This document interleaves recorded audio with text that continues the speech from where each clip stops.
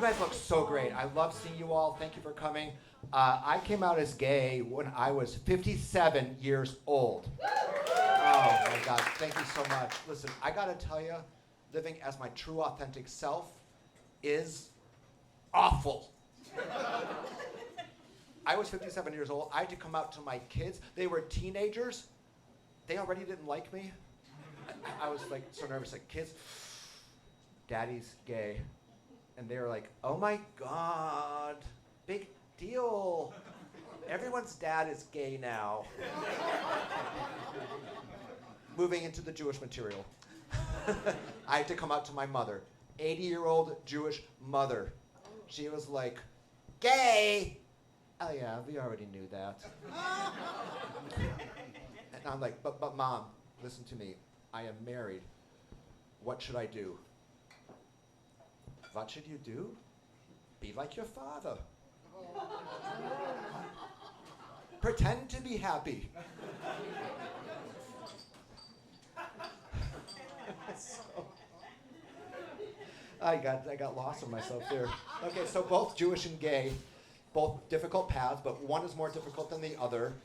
Round of applause. Which people think I'm about to say gay is more difficult?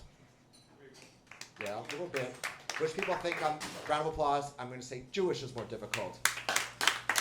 You got it right, because as a gay guy, listen, I can pass for straight. You might not think that looking at me now, but I did it 57 years. I passed for straight, but this, never gonna pass for Protestant. I mean, I've got the look, the Jewish look, we've all got it. You've seen Noah, you've seen me, you're gonna see some others, we got it. I mean, look, when I'm back home in Brooklyn, anyone there can open my phone with Face ID.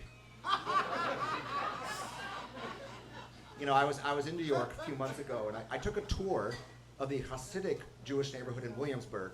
I mean, they are serious about Judaism there. I mean, they've got black belts in Jewish, and black hats, black coats, black shoes. I mean, they're serious. They've got stores there that will take your phone and make it kosher. Now, I know there's some Jewish people in here. Have you guys heard of this? No. No, it actually is true, and they'll put a rabbinic seal on the phone when they're done with it. Which begs the question, how do they make a phone Jewish? They take out all the apps that make you happy. I mean, I let them do my old phone, everything was gone, except my mother's phone number. Yeah, and instead of Siri, they put in Ruth. I tested her out. I'm like, hey Ruth, call my friend Joe Spiegelman. And she was like, you've got two hands, do it yourself. I continued, hey Ruth, how many steps did I take today? And she was like, not enough. Do you want to know how many steps I took to cross Russia, to come to this country so that you could have a good life? And then I realized I had called my mother. The groan and the laughter. I think she would appreciate that.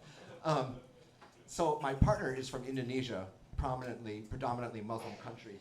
And he explained to me that Muslims and Jews have something very important in common. Circumcision. Yep. It all starts with Abraham, our forefather that we share. One day he's just sitting there, biblical times, milking his goat. He's interrupted. Voice of God. Psst, Abe, gonna need you to take that pottery shard over there, the one you use as a razor, and cut off the tip of your own schmeckel. God apparently spoke to me some Yiddish. And what does Abraham do? He does it. You all know he does it. And did you know that he does it no anesthesia? He's 99 years old. This guy is our role model. What if he was just hearing voices in his head?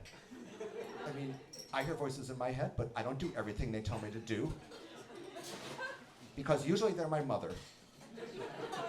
And she was many things, but she would never tell me to do that to myself. She hired a guy. Came over to the house when I was a baby, did it to me on the dining room table while everyone watched, like normal people. So I got my DNA tested. 100% Jewish, of course I am. You know how you get this pie chart? Not me. I got an intact latke. 100% Jewish. You know, and I'm so pure. I am like a purebred exotic dog. I'm a Pomeranian. You guys know what those are? Yeah. I mean, they're my inner spirit animal. I'm small. I'm hairy. I do not like to run. But, you know, if you're not Jewish and you're sniffing around my butt, I can make an exception. So there's a scientific reason why we are all for the Jewish look. It's been studied, actually. So it turns out that there's all of us, we descend from one village in Eastern Europe. 1,000 years ago, there were only 300 Jews in the entire world. Every one of those villagers, balding, nearsighted, and pre-med. And then 1,000 years go by, Jews marry Jews, Jews marry Jews, and in the end of all that, what do you get? Bernie Sanders. You know this thing about Jews marrying only other Jews? That's a religious law for us. It's supposed to keep us as the chosen people. What exactly is this chosen for? You want to know? Bookkeeping. So when Jews marry Jews, you get someone like me. But here's the thing, when Jews marry non-Jews, you get someone like Scarlett Johansson. Talk about chosen. Oh, and you want to know who else is half Jewish?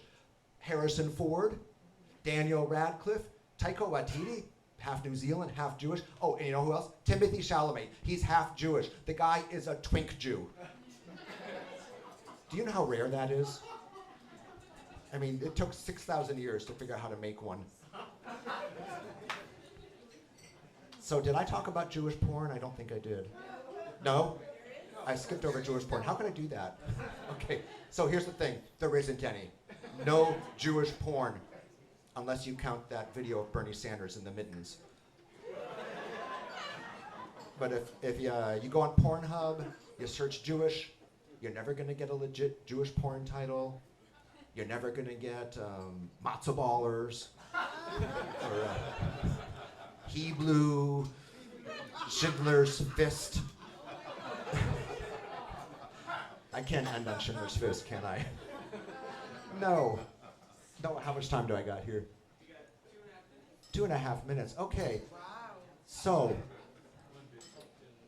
I think I'm going to talk about superhero movies. Have you guys seen the newest, the new release? It's a Captain Marvel sequel. Has anyone actually seen that? Oh, you back there. How was it? Pretty good. Better than the first one. Okay, awesome, because I heard it wasn't so good, but you know, I love superhero movies, so much representation. I mean, you've got Black Panther, you've got Shang-Chi, Kamala Khan, Muslim, by the way. Have you ever noticed there's no Jewish superheroes? Not a one. Not a one. But if you go back, what's that? Gal Gadot. Gal Gadot, she's a fantastic Jewish actress, but in the Marvel Cinematic Universe, there just isn't any.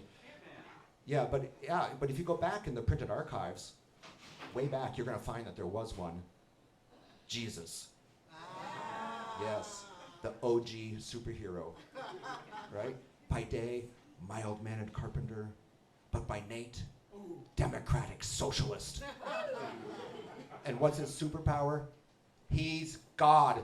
It doesn't get any more superpowery than that. I mean, he's got all of the powers, but then they take him away from us. I'm not talking the crucifixion, admittedly, not good. They took his Jewishness away. Originally, the guy looks like me, all right? Then they give him long flowing hair, blue eyes, abs. Yeah, they gave him a six-pack. They turned Jesus into a twink. A twink who forgives? That is not a thing. I have like one more thing, or maybe I don't. It's just, I want to make a plea that the world needs us. The world needs Jews. And I'm just going to skip to the bottom line of it. You need Yiddish language, because that is the best language when things are not going so great. You need us. Like if you step in a pothole, ugh, right? That's universal. It's been spread internationally. Now, after the show, I'm going to be in the back. If you want to schlep your drink over, we'll schmooze, we'll kibitz, we'll kvetch maybe. You will have a little bit of a nosh by some here. And if you want to touch my tuchus, I might say mazel tov. You guys have been great. I'm Richard Snyder. Thank you so much.